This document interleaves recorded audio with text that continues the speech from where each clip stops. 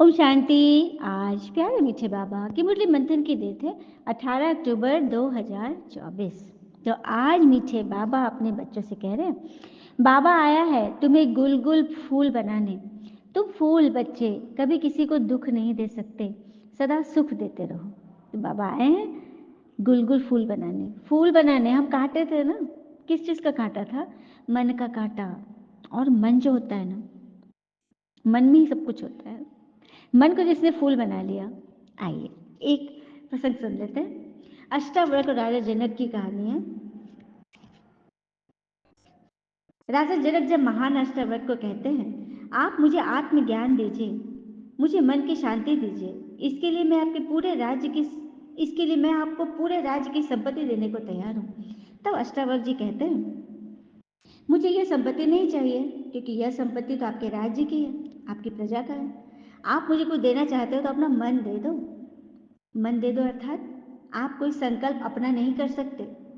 7 दिन के बाद अष्टावक्र उनका हाल पूछते हैं। राजा जनक उनको उत्तर देते हैं, मेरा मन तो आपके हवाले है और इसमें मैं बहुत ही शांति का और अतीन्द्रिय सुख का अनुभव कर रहा हूँ। राजा जनक अष्टावक्र को कहते हैं, मैं जान गया हूँ कि मैं ये शरीर नहीं हूँ, मैं एक चैतन्य शक्ति आत्मा हूँ। मैं हमेशा शांत और खुश हूँ, मैं आत्मा। तो आज हम इसी संकल्प का अभ्यास अभी 5 मिनट करेंगे। तो यह संकल्प है, सभी अलर्ट हो जाए, कुछ योग की प्रैक्टिस करते। यह मन मेरा है ही नहीं। इस संकल्प का 5 मिनट ही अभ्यास करने से हम बहुत हल्का और एनर्जेटिक महसूस करेंगे। तो इस संकल्प का अभ्यास गहराई के साथ चलिए स्टार्ट करते हैं। आराम से बैठ जाएं, जिस व्यवस्था में है, देह हल्का, चारों तरफ से मन बुद्धि को हटा लें और अनुभव करें कि मैं आत्मा एक पॉइंट ऑफ लाइट, अपने मस्तक के बीच में एक चमकता सितारा हूँ। संकल्प करेंगे कि यह मन मेरा है ही नहीं। इस संकल्प से यह मन पूरी तरह परमात्मा को समर्पण है। गहरी शांति का अनुभव करें। कोई संकल्प नहीं, बस एक ही संकल्प कि यह मन मेरा है ही नहीं। यह मन मेरा है ही नहीं, यह मन तो परमात्मा का है। मेरा कोई संकल्प नहीं, पूरी तरह संकल्पों से मैं मुक्त हूँ। निसंकल्प अवस्था है यह। मन के संकल्प सब परमात्मा को अर्पण है। हमारा कोई संकल्प नहीं, हमारे हर संकल्प, वह चाहे किसी परिस्थिति का हो, कोई व्यक्ति, वैभव, धन, मन की परेशानी, मन की उलझने अब मेरी नहीं रही। परमात्मा ने जैसे इन संकल्पों को एब्जॉर्ब कर लिया, एक सोखता कागज की तरह। मैं आत्मा पूरी तरह से रिलैक्स्ड हूँ, शांत हूँ। मेरा कोई संकल्प नहीं, मेरा कोई मन नहीं, यह मन मेरा है ही नहीं, यह मन मेरा है ही नहीं। तो देखा, जितना जितना हम रेगुलर डेली अभ्यास करेंगे, उतना हमारी मन की स्थिति बहुत ही शक्तिशाली बनती जाएगी। हम निर्विघ्न बनेंगे, हमारा मन हमेशा शांत और खुश रहने लगेगा। हमें हर कार्य में परमात्मा की टचिंग मिलेगी कि क्या राइट है और क्या रॉन्ग है। हम सही डिसीजन ले, सफलता मूर्त बने और विजयी बनने की राह पर इस मंत्र का अभ्यास करें कि मेरा मन तो मेरा है ही नहीं, मैंने तो सब कुछ भगवान को अर्पण कर दिया है। तो बस बाबा हमें इसी तरह का फूल बनाने आए हैं। और ऐसे फूल बच्चे क्या कभी किसी को दुख दे सकते हैं? नहीं ना। तो सदा सुख देते रहो। गाना है ना, करते चलो सबका भला, जीवन के जीने की ये है कला, करते चलो। प्रश्न है, किस एक बात में तुम बच्चों को बहुत बहुत खबरदारी रखनी है? उत्तर, मनसा वाचा कर्मणा, अपनी जबान पर बड़ी खबरदारी रखनी है। बुद्धि से विकारी दुनिया की सब लोकलाज कुल की मर्यादाएं भूलनी है। अपनी जांच करनी है कि हमने कितने दिव्य गुण धारण किए, लक्ष्मी नारायण जैसे सिविलाइज बने हैं, कहाँ तक गुल गुल फूल बने हैं। तो मन वचन कर्म पे अपनी जबान की खबरदारी रखनी है।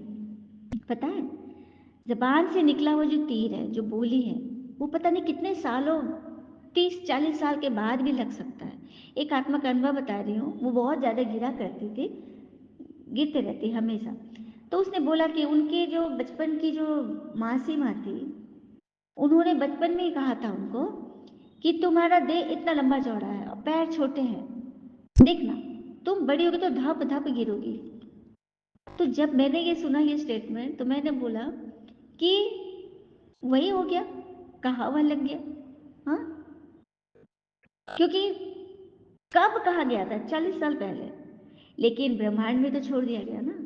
तो वही चीज आज फलीभूत हो गई। इसीलिए अपनी जबान पर बहुत बहुत खबरदारी रखी, किसी के बारे में भी उल्टा सीधा न सोचना, न बोलना, न करना। सोचना ही नहीं है तो फिर बोलना करना कहाँ से आएगा? जिस रास्ते जाना ही नहीं, उस गली में क्यों जाना हमें? क्यों तिराहा है, चौराहा है, हमको पता है इधर डेंजर है, हम उधर क्यों जाएंगे? यही तो हमें ज्ञान सिखाता है। तो अपनी जांच करनी है। हाँ, बुद्धि से विकारी दुनिया की सब लोक लाज कुल की मर्यादाएं भूल जाओ। ये विकारी दुनिया की लोक लाज मर्यादा है, क्या क्यों कैसे ऐसे वैसे, हाँ, इन सब से छूटो और अपने मन को सुनो। ठीक है, भगवान से बातें करते हुए। ओम शांति। शिव बाबा जानते हैं यह हमारे बच्चे आत्माएं हैं। तुम बच्चों का आत्मा समझ शरीर को भूल शिव बाबा को याद करना है। शिव बाबा कहते हैं मैं तुम सब बच्चों को पढ़ाता हूँ। मैं आत्मा निराकार हूँ, तुम आत्माएं भी निराकार हो। तुम यहाँ आती हो पाठ बजाते हो, तुमको ये शरीर मिलता है। मैं भी जब आता हूँ तो मैं भी तो लोन लेता हूँ ना शरीर का। तो सब अवगुणों को छोड़ गुणवान बनना चाहिए। गुणवान कभी किसको दुख नहीं देते। कोई दुखी है तो उसका दुख दूर करते हैं। और कहते हैं ना, यदि आपका दिल किसी के दुख से बहुत भावुक हो रहा है, बहुत दुखी हो रहा है, इसका अर्थ है कि आपकी आत्मा में परमात्मा का वास है। ठीक है, क्योंकि भगवान भी सबके दुख से मतलब बहुत व्यथित हो जाते हैं और कोशिश करते हैं कि उनको कैसे मेरा परिचय मिल जाए, कैसे मैं उनको भी भर दूं, कैसे उनको प्राप्तियों से मालामाल कर दूं। इसलिए तो बाबा कहते हैं हम बच्चों को कि बच्चे सेवा करो, मेरी बात सबको बताओ, लेकिन फिर भी नहीं मानते तो अपना भाग्य अपनी तकदीर। फिर बाबा कहते हैं हाँ सबको बताओ, भल बुद्धि इधर उधर भागती है, फिर भी कोशिश करो सबको बताने का, कम से कम स्वर्ग में तो आ जाए। पर तो स्वर्ग में उच्च पद पाना तो मुश्किल है, जैसा पढ़ेंगे वैसा पाएंगे। बच्चे के माँ बाप कहते हैं ना हमारा बच्चा स्कूल में पढ़कर उच्च पद पाए, सबकी ये चाहना होती है कि हमारा बच्चा पढ़कर उच्च पद पाए। हाँ, लेकिन यहाँ तो किसी को पता ही नहीं है। तुम्हारे संबंधी यह भी नहीं जानते कि तुम क्या पढ़ाई पढ़ते हो। उस पढ़ाई में तो मित्र संबंधी सब जानते हैं कि कौन सा आईए कर रहा है, बीए कर रहा है, मेडिकल कर रहा है, इंजीनियरिंग कर रहा है, सबको पता होता है। तुम्हारा बच्चा क्या कर रहा है सबको पता है क्या कर रहा है ना। लेकिन यहाँ जो पढ़ाई पढ़े हमारे एम ऑब्जेक्ट क्या है ये किसी को नहीं पता, कोई नहीं जानते। कोई का पिता जानता है, किसी का भाई बहन नहीं जानता, मतलब कोई एक परिवार में कोई एक दो तो जानता है, ठीक है, लेकिन सारे नहीं जानते। मतलब बाबा तुलना करे, कोई का पिता जानता है तो भाई बहन नहीं जानते, कोई की माँ जानती है तो पिता नहीं जानते। क्योंकि यह विचित्र पढ़ाई है और क्योंकि पढ़ाने वाला भी तो विचित्र है, जिसका कोई चित्र नहीं, कोई शरीर नहीं, है ना। आगे मीरा के लिए कहा जाता था जो लोक लाज कुल की मर्यादा छोड़ी, तो घर बार नहीं छोड़ना है, यहाँ क्या करना है, विकारी कुल की मर्यादा छोड़नी। जिस बात में तुम्हारा मन फंस रहा है, किसी को देख के तेरे मन में हलचल आ रहा है, वहां विकार है, तुम्हारे मन का खोट है कि तुम्हारे मन में क्यों अंट आ रहा है। कोई कैसा भी करे, चलो कोई गाली ही दे रहा है, फिर भी उसके लिए भी अच्छा सोचिए। अपने आप को बचाना है, अपने आप से तो प्रीत रखिए, खुद को बचाइए। यदि किसी भी भाव में हम फंस गए तो उस आत्मा ने तुमसे बांध लिया, मैं तो उसकी कठपुतली हूँ, वो जैसा करेगा मैं वैसा नाचूंगी, मैं वैसा ही सोचूंगी, मैं वैसा ही हलचल में आऊंगी। नहीं, अपनी डोरी हमेशा अपने हाथ में रखिए, अपना रिमोट खुद अपने हाथ में रखिए और बुद्धि से सबका संन्यास करना है, बुद्धि से अपने विकारों का संन्यास। तो अपनी जांच करते रहो कि हमारे में दैवी गुण है, सहनशील भी बनना होता है। ये लड़ाई तो बहुत मीठी है, बाबा को याद करने में कोई लड़ाई की बात ही नहीं है। बाकी हाँ, इसमें माया बहुत विघन डालती है, तरह तरह के वो अटकड़े लगाएंगे, बहुत तरह सबको फंसाएगी। जब आप आगे बढ़ना चाहोगे ना तो माया बहुत खींचने की कोशिश करेगी, तो उनसे अपने संभाल करनी है। माया पर विजय तो तुमको पानी ही है, तुम कल्प कल्प विजयी बने हो, इसे घबराना नहीं, मैं हूं ना। हुँ? किसका है ये तुमको इंतजार में हूं ना, देख ले तू मुझको, मैं हूं यहाँ, मैं हूं ना, बाबा तो कहते हैं चिंता क्यों करते हो, मैं हूं ना। लेकिन हम चिंता ही करते रहेंगे, अपने मन को ही खराब करेंगे, तो बाबा की व्यवस्था पर शक करते हैं। तो मन सा वाचा करना, जबान की बहुत खबरदारी चाहिए। उसके लिए सबसे पहले मन पे कंट्रोल हो गया तो जबान अपने आप सुधर जाएगी। हाँ, आधा कल से क्रिमिनल दृष्टि बन गई। माया बहुत धोखा देने वाली है, उनसे पूरी संभाल करनी है। बड़ी मंजिल है, बड़ी मंजिल है। जैसे लक्ष्मी नारायण की है ना सिविल सिविल दृष्टि, तो सर्वगुण संपन्न बनना है ना। हाँ, वहां तो क्रिमिनल दृष्टि होती ही नहीं। कहाँ? सत्युग में, क्योंकि वहां रावण ही नहीं है। अनेक बार तुमने ये पद पाया है, दुनिया को तो बिल्कुल ही पता नहीं कि तुम क्या पढ़ते हो। बाबा तुम्हारी सब आशाएं पूर्ण करने आए हैं। बाबा उसी के लिए तो आए हैं। अशुभ आशाएं रावण पूरी करते हैं। जो भी अशुभ आशाएं होती है ना, क्या क्यों कैसे ऐसे वैसे किसी के बारे में नेगेटिव सोचना बोलना करना, यह काम रावण कराता है। तुम्हारी तो शुभ आशाएं हैं। बच्चों को सुख की लहरों में लहराना चाहिए। तुम्हारे अथाह सुखों का वर्णन नहीं कर सकते, दुखों का वर्णन होता है। सुना, सुख इतना मिलता है, इतना मिलता है सत्य, उसका वर्णन नहीं कर सकते। जैसे कि परमात्मा का वर्णन नहीं कर सकते, उनके गुणों का बखान नहीं कर सकते।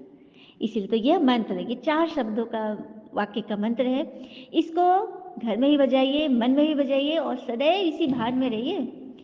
सर्वे भवन्तु सुखिनः, सर्वे सन्तु निरामया, सर्वे भद्राणि पश्यन्तु, मा कश्चित् दुःखभाग् भवेत्। सर्वे सुखिनः भवन्तु, सर्वे सन्तु निरामया, सर्वे भद्राणि पश्यन्तु, मा कश्चित् दुःखभाग् भवेत्। तो सुख का वर्णन, सुख की आकांक्षा, सुख का दान सबके लिए करते रहो। सब में तो आप भी आ गए ना, बस यही हमें आगे बढ़ाता है। ठीक है, देखो पावन बनने में देखो ताकत कितनी है। तुम पावन बन पावन दुनिया का राज्य पाते हो। इसलिए तो कहा जाता है इस देवता धर्म में बहुत ताकत है। यह ताकत कहाँ से मिलती है? तो सर्वशक्तिवान पिता से मिलती है। तो सबके पर्स में बाबा का फोटो, शिव निराकार का फोटो, बाप दादा का फोटो जरूर रहना है, लक्ष्मी नारायण का फोटो जरूर रहना है। ठीक है, अपने पास। तुम हो ब्राह्मण सच्ची सच्ची गीता सुनाने वाले। नॉलेज तो बहुत सहज है। तो फिर मुश्किल क्या है? धारणा योग मुश्किल है, क्योंकि उसी में तो माया विघ्न डालती है। श्रीमत पर चलते रहो तो बहुतों का कल्याण कर सकते हो।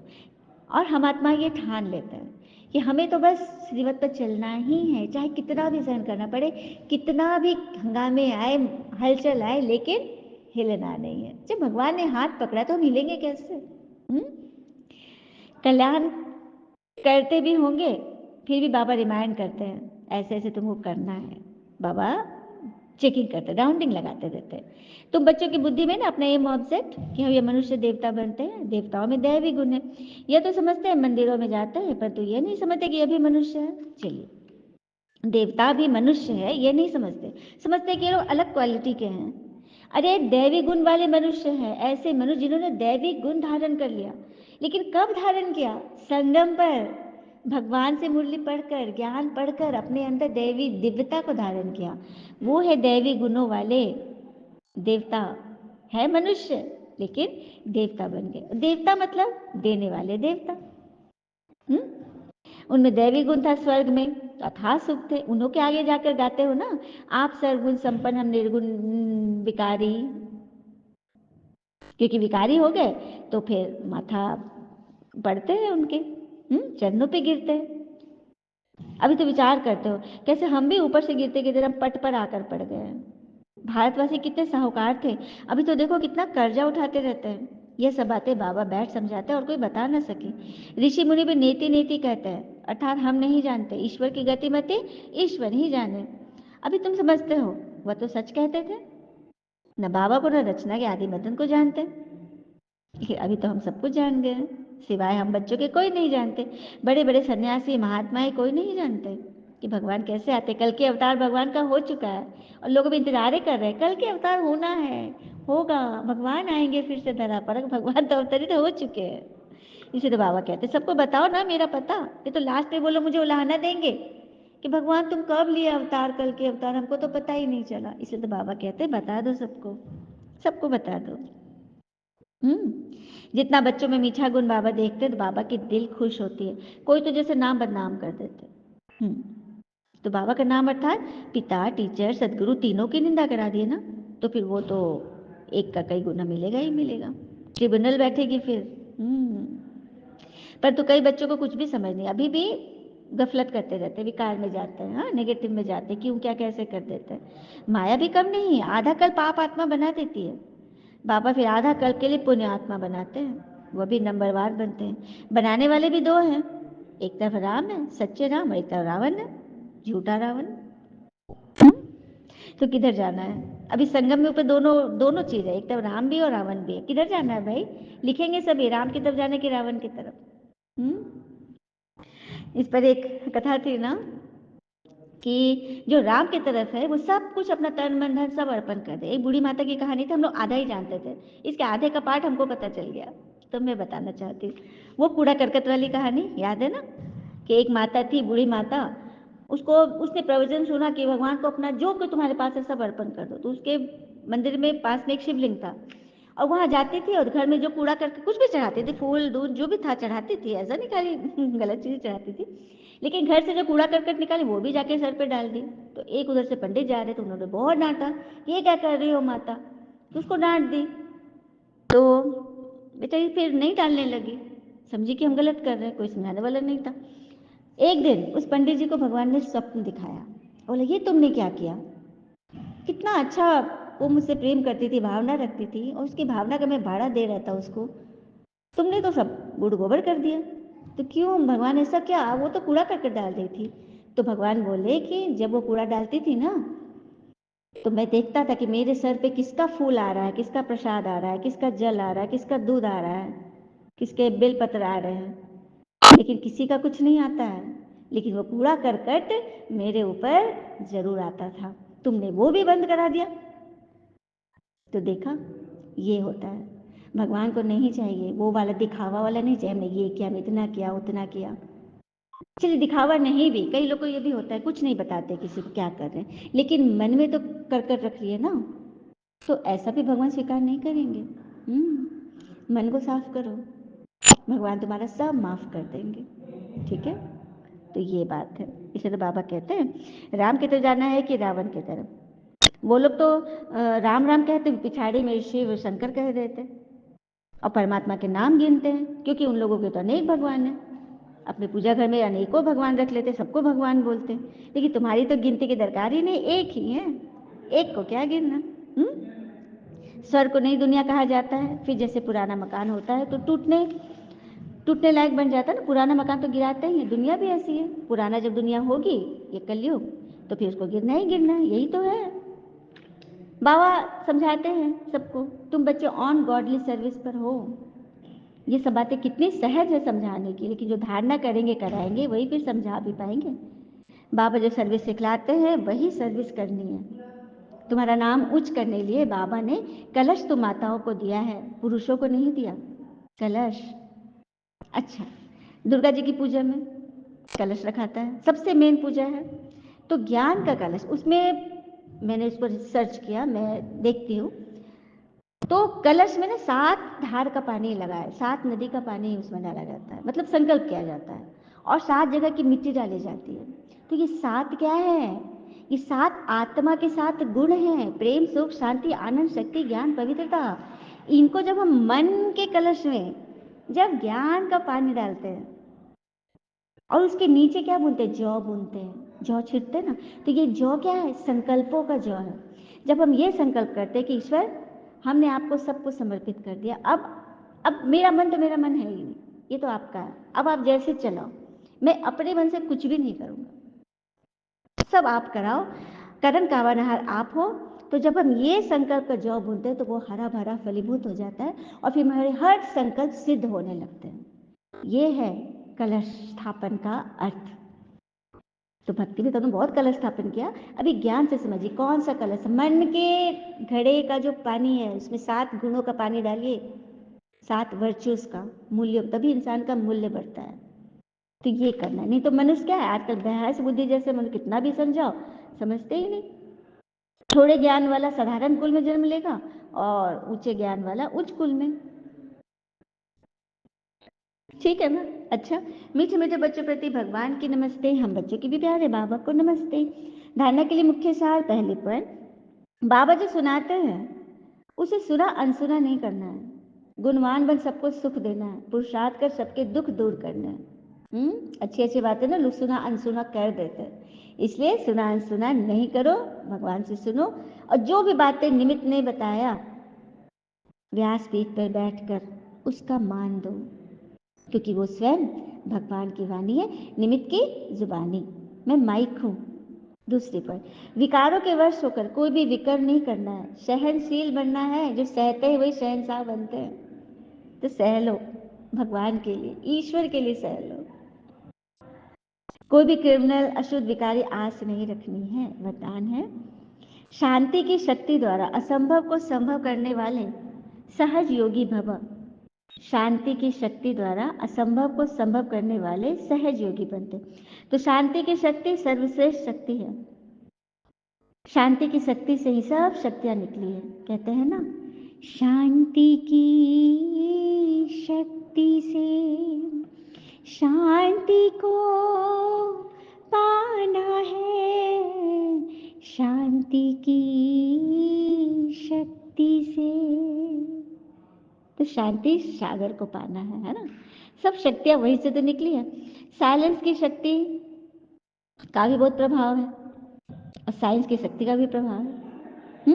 और साइलेंस से ही तो साइंस निकली है। साइंस कैसे जन्मा? साइलेंस से, योग से, तपस्या से। तो शांति की शक्ति से जो चाहो वो कर सकते हो, असंभव को भी संभव बना सकते हो। जिसे दुनिया वाले असंभव कहते हैं वो आपके लिए संभव है और संभव होने के कारण सहज है। शांति की शक्ति को धारण कर सहज योगी बनो, शांति की शक्ति को धारण कर सहज योगी बनो। स्लोगन, वाणी द्वारा सबको सुख और शांति दो तो गायन योग्य बनेंगे। वाणी द्वारा सबको सुख और शांति दो तो गायन योग्य बने। क्योंकि मन से सोच रहे लेकिन किसी को पता तो नहीं चल रहा ना, दिख नहीं रहा ना, लेकिन आप जब बोलते हो वो तो दिखता है ना, सुनाई देता है ना। तो सबको सुख और शांति का दान करो तो गायन योग्य, पूजन योग्य बन जाएंगे। अच्छा, ओम शांति। शुक्र मीठे बाबा, बाबा के प्यारे प्यारे बच्चे, आप सबका जीवन सदैव सुख शांति समृद्धि से भरपूर हो और भरपूर करे। कहते हैं ना, समय से भी महंगी भावनाएं होती है, तो जो समझे उसी पर खर्च करो। तो कौन समझ, हमारी भावनाएं कौन समझ रहा है? ईश्वर। उन पर खर्च कीजिए, उनके ज्ञान श्रीमत पे चलिए और मौज में रहिए। कहते हैं ना, जो होने वाला है वो होकर ही रहना है और जो नहीं होने वाला है कभी नहीं होता है। ऐसा निश्चय जिनकी बुद्धि में होता है उन्हें चिंता कभी नहीं सताती। और आपकी मुस्कान, याद रखिएगा, आपकी मुस्कान आपके चेहरे पर ईश्वर के हस्ताक्षर है। उसे अपने आंसुओं से धुलने व क्रोध से मिटने की कोशिश न करें। ठीक है? ओम शांति। शुक्रिया बाबा।